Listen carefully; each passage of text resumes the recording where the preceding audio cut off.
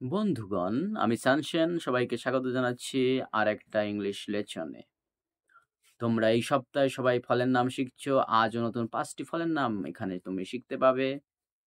তো ১ম আমরা যে ফলের নামটা শিখব সেটা হচ্ছে বেরি। আমরা নিশ্চয়ই বেরি চিনি। মূলত এটা জাম হিসেবে আমরা জানি। আর কে তুমি ভালো করে দেখে নাও। ভবিষ্যতে যেন তুমি বেরিটা দেখার সঙ্গে তোমাকে বেরি মানে জাম এভাবে মনে করতে না হয়। বেরি এরকম দেখতে এবং এটাই বেরি। আর বেরির বানানটা হচ্ছে BERRY বেরি।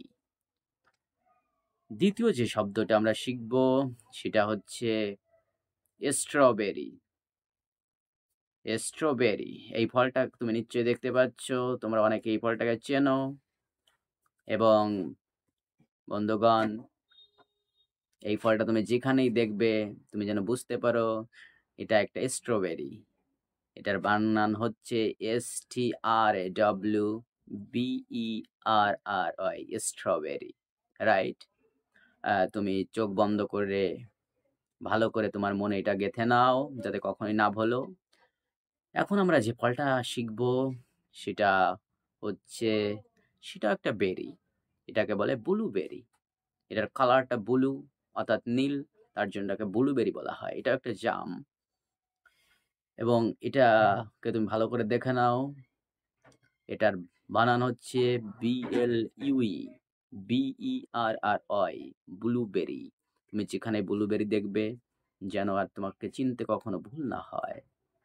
এখন আমরা যে ফলটা শিখব বন্ধুগণ সেটা হচ্ছে অ্যাভোকাডো। তুমি নিশ্চয়ই এই ফলটা শিখেছ, হ্যাঁ দেখে নিয়েছো নিশ্চয়ই। এবং এই ফলটা সাধারণত মেক্সিকোতে বেশি পাওয়া যায়।